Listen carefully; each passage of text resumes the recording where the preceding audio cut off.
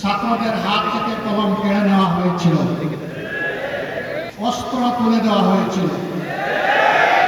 আর যাতে শিক্ষা প্রতিষ্ঠানে কলমের বদলে অস্ত্র হাতে না উঠে, মাদকের বোতল হাতে না উঠে, বাংলাদেশকে এই পর্যায়ে আসতে ঢাকা বিশ্ববিদ্যালয়ের মেধাবী ছাত্রনেতা শহীদ আব্দুল মালিক থেকে শুরু করে সর্বশেষ বিপ্লবী শরীফ উসমান হাদি পর্যন্ত অনেককে জীবন দিতে হয়েছে।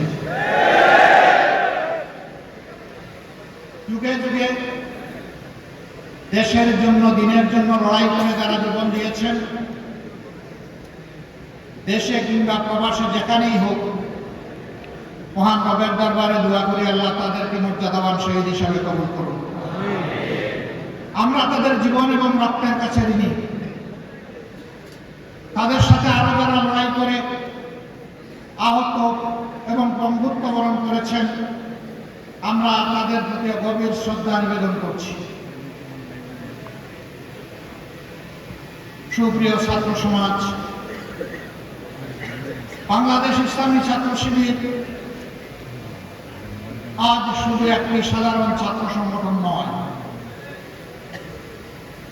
কার্যত ২৪-এর বিপ্লব পরবর্তী এই সময়ে বাংলাদেশের আপামর ছাত্র সমাজ তাদের অন্তরের ভালোবাসা দিয়ে এই সংগঠনকে গ্রহণ করার মধ্য দিয়ে এই ম্যান্ডেট দিয়েছে আজ ছাত্র শিবিরকে ছাত্র সমাজের অভিভাবকের দায়িত্ব পালন করতে হবে। আমাদের প্রতিটি শিক্ষা প্রতিষ্ঠানকে চরিত্র গঠন, নৈতিক শিক্ষা, আধুনিক শিক্ষা এবং গবেষণার পূর্বর ক্ষেত্রে পরিণত করতে হবে। দুঃখের বিষয় ৫৪ বছর ছাত্রদের হাত থেকে কলম কেড়ে নেওয়া হয়েছিল।